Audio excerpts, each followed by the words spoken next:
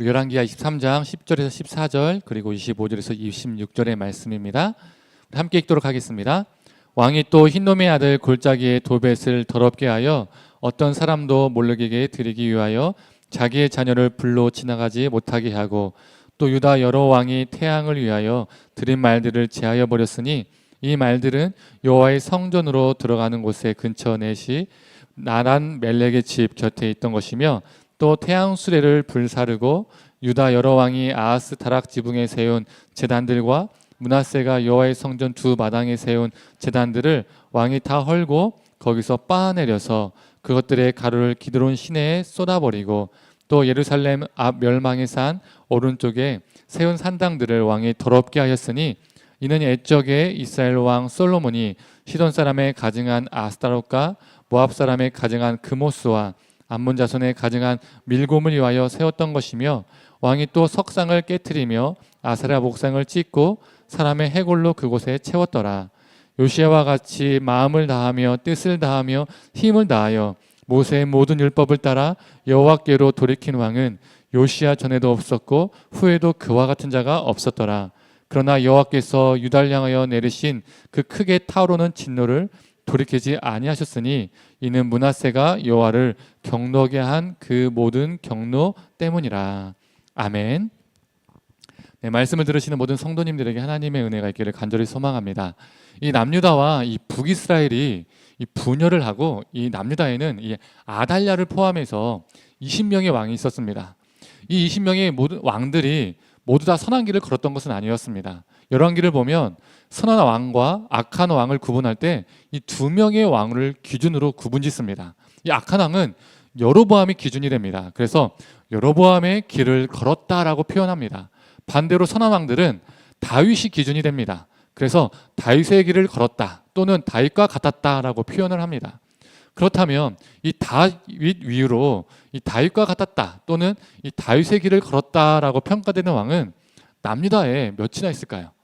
생각보다 많지가 않습니다. 이 20명 중에 딱 3명입니다. 15%밖에 되지 않아요. 바로 여호사밧 그리고 히스기야 그리고 요시야입니다.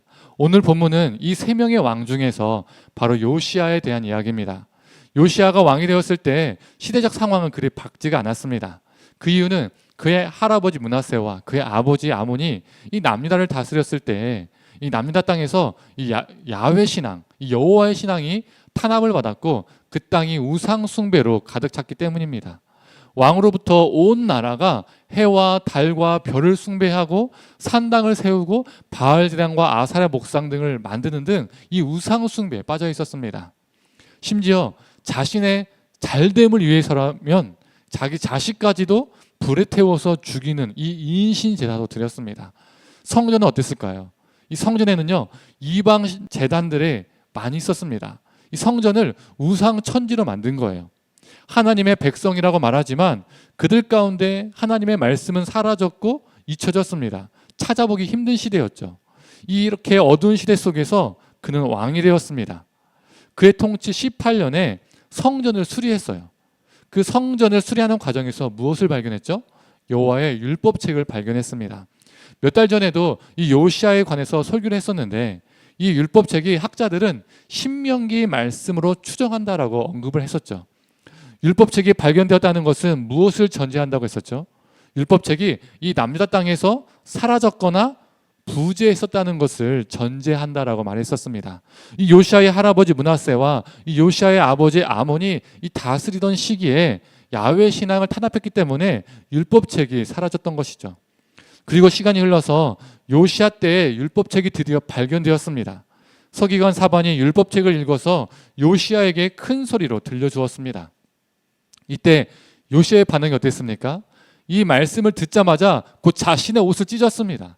그 당시 옷을 찢는 행위는 자신의 심령을 찢는 회개의 상징이었죠.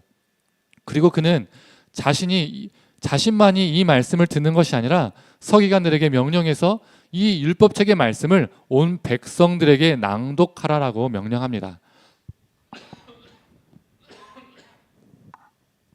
자신만이 아니라 우리 모두가 하나님의 말씀으로 돌아가자, 하나님께로 온전히 돌이키자라는 의미가 담겨 있었죠. 이 말씀의 발견이 이 종교개혁의 불쏘시개가 되었습니다. 그렇다면 요시야가 일으켰던 종교개혁은 무엇이 있었을까요? 오늘 본문 임시 3장을 보면 그가 일으킨 종교개혁 이야기를 담고 있는데 그 내용을 간략하게 요약하면 그의 할아버지와 아버지가 세웠던 산당들을 다 헐어버리고 바알과 아세라상 그리고 해와 달과 별의 신들을 이 신상들을 다 불사르고 부수고 폐해버렸습니다. 이 성전 안에요 남창의 집도 있었어요. 성전 안에 이런 집이 있었다는 거예요. 그 남창의 집도 헐어버렸습니다. 성전 안에 있던 이방 신들의 제단들도요 다 헐고 거기서 빻아버려서 그 가루들을 기드론 시내에 쏟아부었습니다. 특히 10절과 13절을 우리가 주목할 필요가 있습니다. 먼저 우리 한번 10절을 읽어보도록 하겠습니다. 자, 시작. 왕이 또 흰놈의 아들 골짜기의 도벳을 더럽게 하여 어떤 사람도 몰렉에게 드리기 위하여 자기의 자녀를 불로 지나가지 못하게 하고.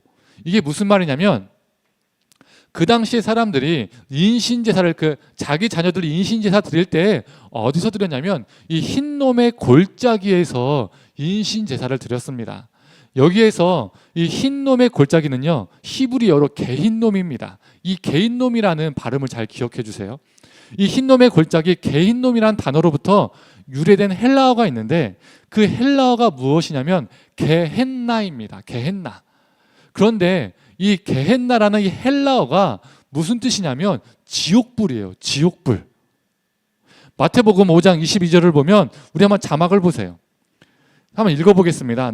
나는 너희에게 이르노니 형제에게 노하는 자마다 심판을 받게 되고 형제를 대하여 나가라 하는 자는 공회에 잡혀가게 되고 미련한 놈이라 하는 자는 지옥불에 들어가게 되리라.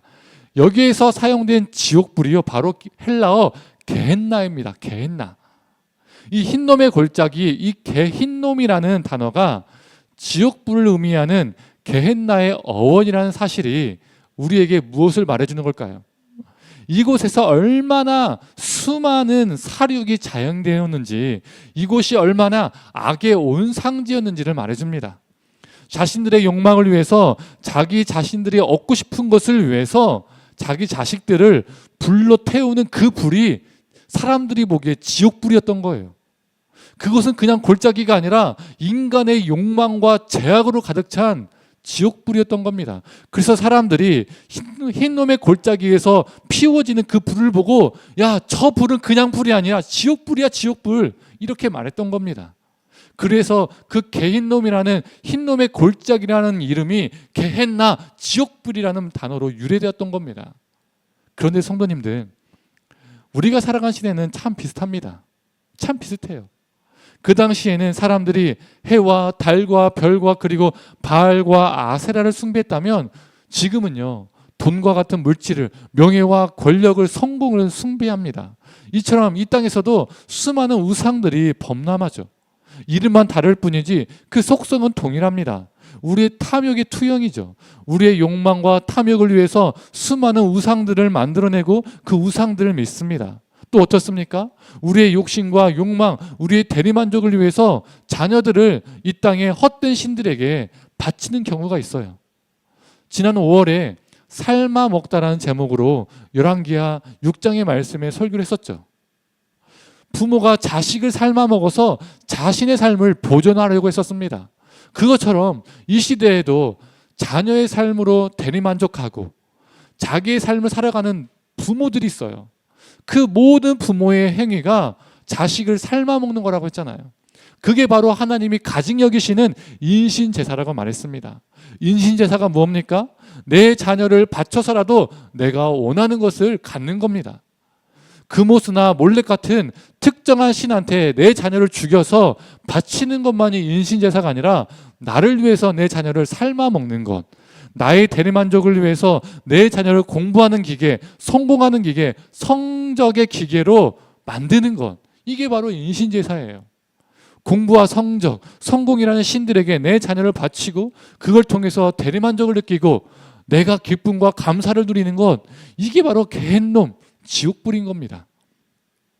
지난번에도 언급했지만 초록우산 어린이재단에서 2023년도 아동행복지수 보고서를 작성했다고 했죠. 이 응답자 86.9%가 이 행복지수 상중하 중에서 하로 집계되었어요.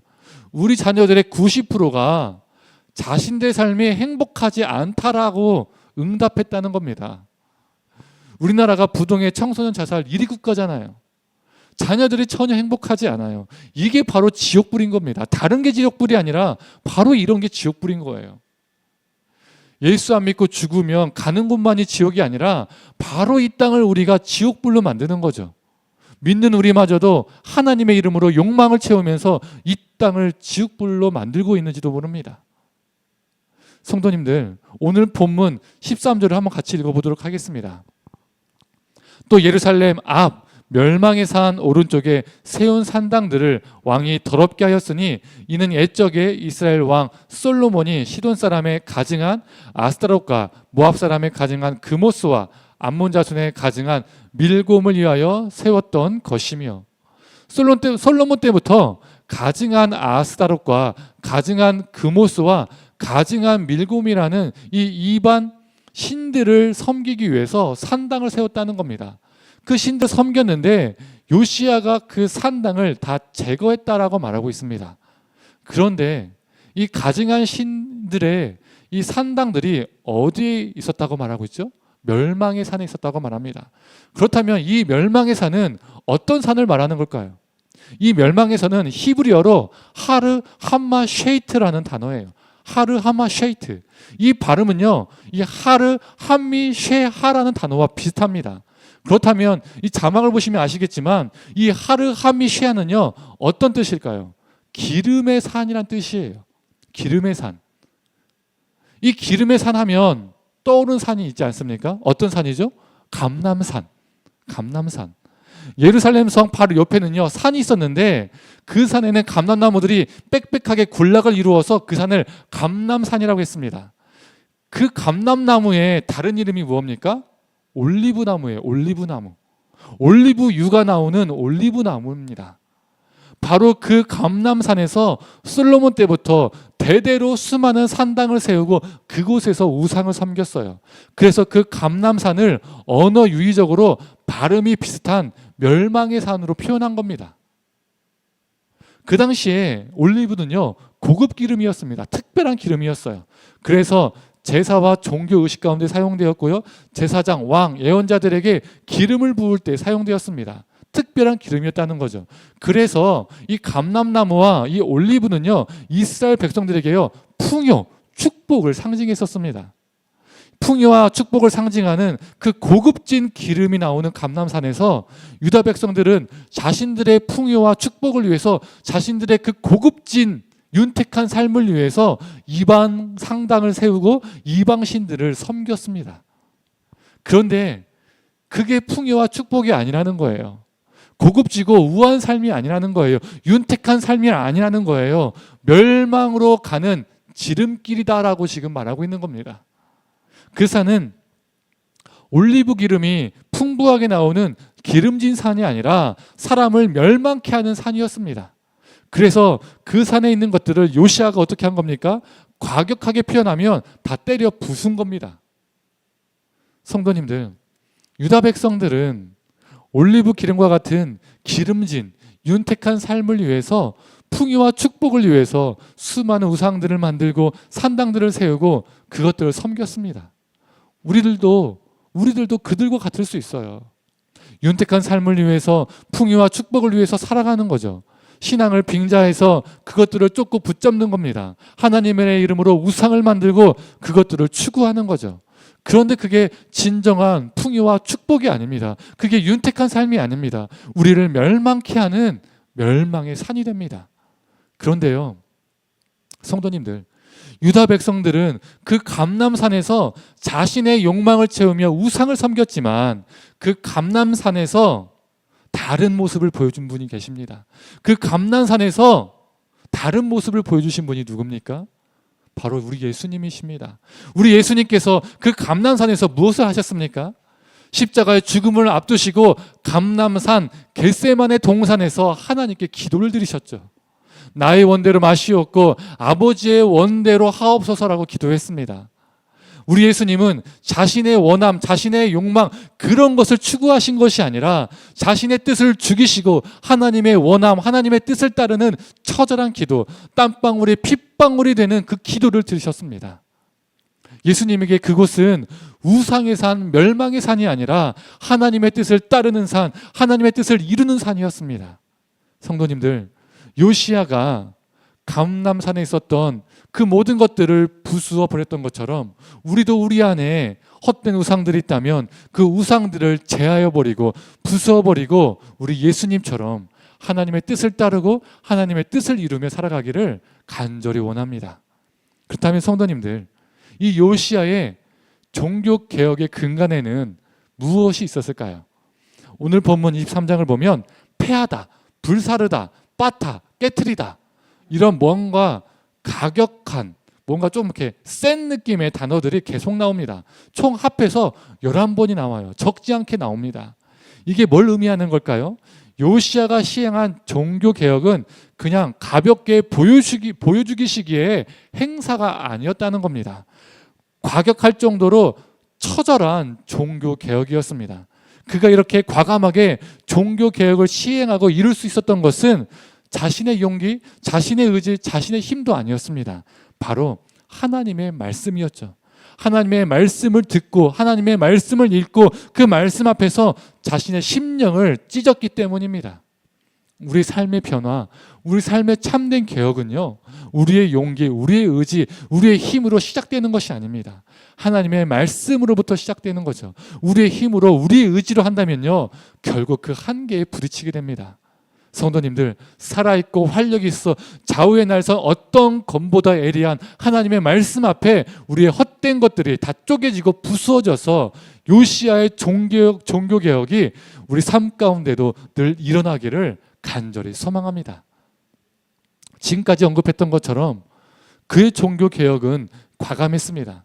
할아버지와 아버지가 엉망으로 만든 그 야훼 신앙을 회복했죠. 그는 전심으로 하나님을 따랐고 쫓았습니다. 하나님 앞에 진실했고 신실했습니다. 그래서 오늘 본문 23장 25절은요 이렇게 말하고 있습니다. 우리 함께 읽어볼까요? 요시야와 같이 마음을 다하며 뜻을 다하며 힘을 다하여 모세의 모든 율법을 따라 여호와께로 돌이킨 왕은 요시야 전에도 없었고 후에도 그와 같은 자가 없었더라. 요시야는 마음을 다하고 힘을 다하고 뜻을 다해서 하나님을 따르고 하나님의 말씀대로 살았습니다. 심지어 여호와 하나님께 돌이킨 왕이 요시야 전에도 없었고 요시야 후에도 없었다라고 말합니다. 요시야가 다윗의 길을 걸었던 선한 왕이었는데 이 열왕기 저자는요 어떻게 표현하고 있어요? 심지어 그가 다윗보다 더 신실한 삶을 살았던 것처럼 그런 뉘앙스를 풍기며 표현하고 있습니다. 이처럼 정말 그는 신실하고 진실한 왕이었습니다. 그런데 조금 전에 읽었던 25절 뒷절인 26절은요 무엇이라고 기록되어 있는지 아십니까? 함께 읽어보도록 하겠습니다. 그러나 여호와께서 유다를 향하여 내리신 그 크게 타오르는 진노를 돌이키지 아니하셨으니 이는 므낫세가 여호와를 경노하게 한 그 모든 경노 때문이라. 조금 전에 읽었던 26절이 무엇으로 시작됩니까? 그러나로 시작됩니다.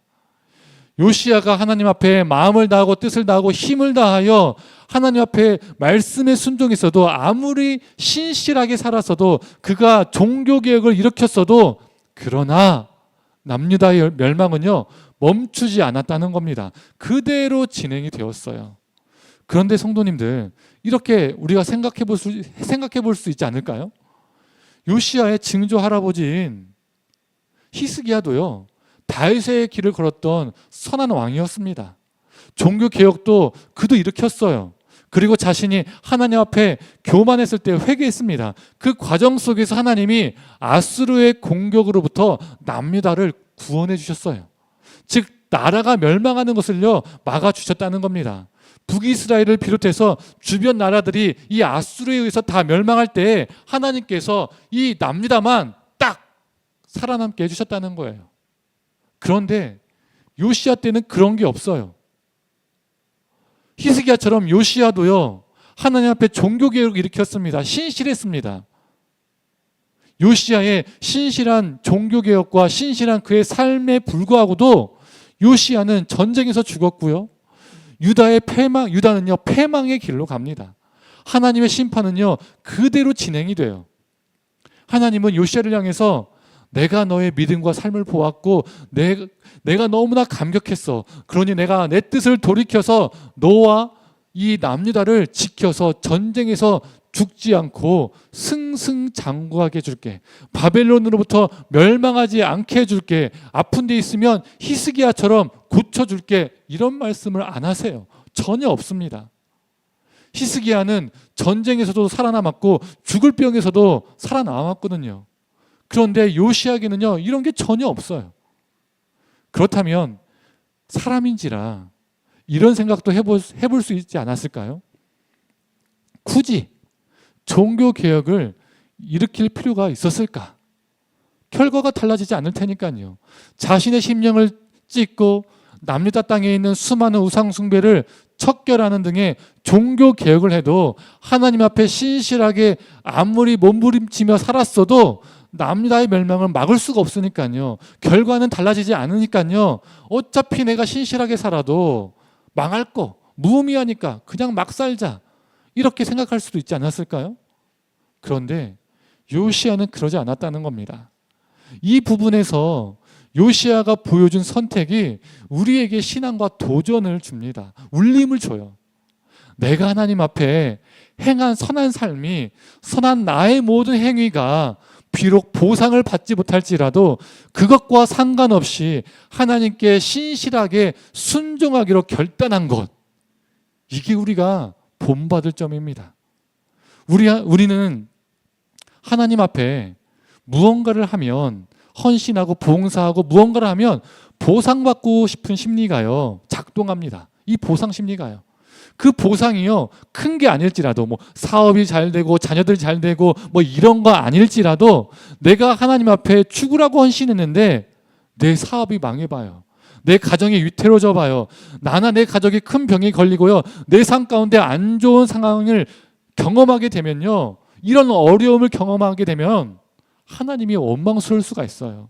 하나님께 실망할 수 있습니다. 그리고 하나님께 어떤 말이 나올 수 있습니까? 하나님, 저 신실하게 살았는데, 하나님 앞에서 정직하게 살았는데 저한테 왜 이러세요? 이런 마음이 생길 수 있거든요. 저 같아도요 이런 마음이 생깁니다. 그런데 이것 또한 우리 안에 내재된 보상심리라는 겁니다. 성도님들, 하나님과의 관계는 보상에 대한 기대와 또는 처벌에 대한 두려움으로 이루어지는 것이 아닙니다. 하나님과의 올바른 관계는 보상에 대한 기대와 처벌에 대한 두려움과 상관없이 오직 하나님께 대한 신실함과 충성스러움에 있습니다. 신실함과 충성스러움. 바로 요시야가 그런 사람이었어요. 하나님께서 남유다를 멸망으로부터 구원해 주시지 않을지라도 그는 오직 하나님을 향한 신실함으로 충성됨으로 종교개혁을 시작했고 진행했고 마무리했습니다. 성도님들, 우리가 이 요시야의 신앙을 담기를 소망합니다. 우리의 결과가 희망적이지 않을지라도 어떤 상황 속에서도 보상에 대한 기대와 처벌에 대한 두려움이 아니라 오직 여호와 하나님을 향한 신실함과 충성됨으로 하나님께 헌신하며 살아가는 저와 성도님들 되기를 간절히 원합니다. 이제 말씀을 정리하겠습니다. 요 몇 달 동안 아침 묵상으로 열왕기 말씀을 전했습니다. 그리고 요 근래에는 요시야에 대한 말씀으로 아침 묵상을 전했죠. 그래서 오늘 말씀은 요시야에 대한 총정리라고 말할 수 있습니다. 제가 요시야에 대한 말씀을 결정한 이유가 있습니다. 지난 2월 말에 한 부부가 저희 함께하는 교회에 출석하셨고 6개월 동안 잘 나오셨습니다. 그런데 2주 전부터 개인 사정으로 못 나오게 되셨습니다. 그때 참 마음이 많이 아팠습니다. 2년 만에 열매였거든요. 하나님께 이런 기도가 되더라고요. 하나님, 왜 저에게 왜 이러시냐고. 마음이 힘들었습니다. 그런데 그 시기에 아침 묵상으로 요시야에 대한 말씀을 준비하면서 이 요시야의 생애를 보는데 제게 너무나도 은혜가 되었습니다. 지금 내 삶의 상황이 어떠하든, 지금 내가 경험하는 결과가 어떠하든, 지금 나의 삶이 내가 원하는 대로 흘러가고 있지 않더라도, 내가 기대하는 바와 다를지라도, 나의 결과가 늘 희망적이지 않을지라도 내 삶의 가장 중요한 것은 하나님을 향한 신실함과 충성됨이구나.